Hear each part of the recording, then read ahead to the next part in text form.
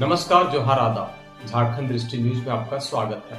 समय हो चला है गढ़वा पलामू की खबरों को जानने और उनसे रूबरू होने का। तो चलिए जानते हैं गढ़वा पलामू की 5 बड़ी खबरें। उससे पहले अगर आप झारखंड दृष्टि न्यूज चैनल पर नए हैं तो चैनल को सब्सक्राइब करें, जिससे गढ़वा पलामू की हर छोटी बड़ी खबर का अपडेट आप तक पहुंचता रहे। सर्पदंश से विधायक आलोक चौरसिया के 2 नाती समेत 3 की मौत। पलामू जिले के चैनपुर थाना क्षेत्र में गुरुवार रात सर्पदंश की 2 अलग अलग घटनाओं में एक महिला और 2 बच्चे की जान चली गई। पहली घटना चैनपुर के नरसिंहपुर पथरा गांव की है, जहां प्रेम चौरसिया 40 वर्ष अपने 2 पुत्रों अर्जुन कुमार 10 वर्ष और देव कुमार 12 वर्ष के साथ सो रहे थे। रात में जहरीले सांप ने तीनों को डस लिया। परिजनों को लगा कि शायद किसी कीड़े ने काटा है, लेकिन जब उनकी तबीयत बिगड़ने लगी तो उन्हें एमएमसीएच लाया गया। चिकित्सकों ने गंभीर स्थिति को देखते हुए उन्हें रांची रिम्स रेफर किया, लेकिन रास्ते में उनकी हालत और बिगड़ गई, जहां नवजीवन अस्पताल में इलाज के दौरान दोनों बच्चों की मौत हो गई। प्रेम चौरसिया डाल्टनगंज के विधायक आलोक चौरसिया के रिश्ते में दामाद हैं। दूसरी घटना बिसडीहा गाँव की है, जहां भिखारी भुइयां और उनकी पत्नी शकुंतला देवी को सांप ने डस लिया। उन्हें भी एमएमसीएच लाया गया, जहां शकुंतला देवी की मौत हो गई। पूर्व मंत्री सह धनबाद के पूर्व सांसद चंद्रशेखर दुबे उर्फ ददई दुबे का पार्थिव शरीर शनिवार को पलामू लाया गया। पलामू में जगह जगह सैकड़ों लोगों की संख्या में उमड़ी भीड़ ने चंद्रशेखर उर्फ ददई दुबे का अंतिम दर्शन किया और उन्हें श्रद्धांजलि दी। ददई दुबे का पार्थिव शरीर को अंतिम दर्शन के लिए पलामू के कांग्रेस कार्यालय में लाया गया, जहां सैकड़ों की संख्या में कांग्रेस नेताओं ने उन्हें श्रद्धांजलि दी। उनका पार्थिव शरीर गढ़वा की धरती पर पहुंचा तो पूरे क्षेत्र में शोक की लहर दौड़ पड़ी। वे केवल एक नेता नहीं बल्कि एक विचार थे। विनम्रता में शक्ति, सादगी में नेतृत्व और सेवा में समर्पण का आदर्श। रंका मोड़ घंटा घर के पास ऐसा लगा जैसे कोई पार्टी विशेष नहीं, यह सबके अभिभावक थे। सभी लोगों ने नम आंखों से अंतिम विदाई दी। गुरुवार को ददई दुबे का दिल्ली के सर गंगाराम अस्पताल में निधन हो गया था। ददई दुबे 1 महीने से बीमार थे और उनका इलाज चल रहा था। पलामू एवं गढ़वा में अंतिम दर्शन के बाद ददई दुबे का अंतिम संस्कार वाराणसी के मणिकर्णिका घाट पर किया जाएगा।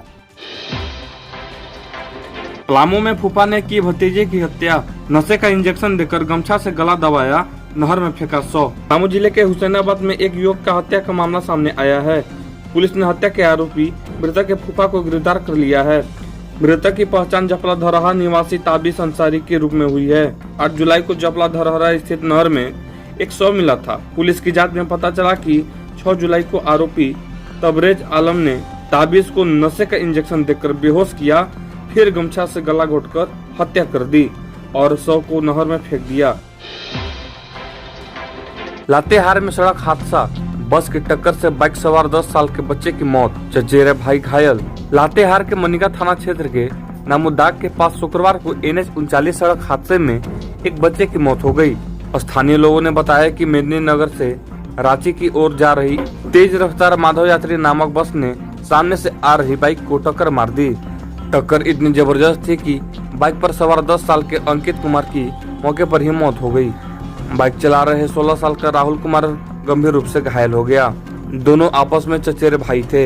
हादसे के बाद स्थानीय लोगों और पुलिस की मदद से घायल छात्र को मनिका सामुदायिक स्वास्थ्य केंद्र लाया गया, जहां डॉक्टर ने प्राथमिक इलाज के बाद रिम्स रेफर कर दिया। घटना के बाद बस चालक वाहन छोड़कर फरार हो गया। घटना के बाद स्थानीय लोगों ने NH सड़क को करीब 1 घंटा जाम कर दिया। पीड़ित परिवार को मुआवजा देने की मांग कर रहे हैं। जाम की सूचना मिलते ही मनिका थाना प्रभारी शशि कुमार पुलिस बल के साथ मौके पर पहुंचे। 100 को पोस्टमार्टम के लिए लातेहार भेजा गया। उन्होंने परिजनों को सरकारी प्रावधान के तहत मुआवजा दिलाने की बात कही। बस को जब्त कर लिया गया है। अंडरपास जलमग्न, राहगीरों व चालकों की बड़ी परेशानी। रमना विष्णुपुरा मार्ग पर रेलवे द्वारा रमना में निर्मित अंडरपास जलमग्न हो गया है। गुरुवार और शुक्रवार को रुक रुक कर हुई बारिश के बाद अंडरपास में पानी का स्तर इतना बढ़ गया कि यह पूरी तरह से जलमग्न हो गया। बारिश के बाद इस रास्ते पर कुछ घंटा के लिए आवागमन ठप रहा। अंडरपास में पानी कम होने के बाद वाहनों के साथ राहगीरों का आवागमन शुरू हो सका। स्थानीय निवासियों के अनुसार संवेदक द्वारा अंडरपास निर्माण के दौरान जल निकासी की समुचित व्यवस्था नहीं किए जाने के कारण हर बारिश में यह स्थिति उत्पन्न होती है। अगर समय रहते रेल प्रशासन इस मामले को गंभीरता से नहीं लेती है तो स्थानीय लोग वाहन चालक और राहगीरों के साथ धरना प्रदर्शन करेगी।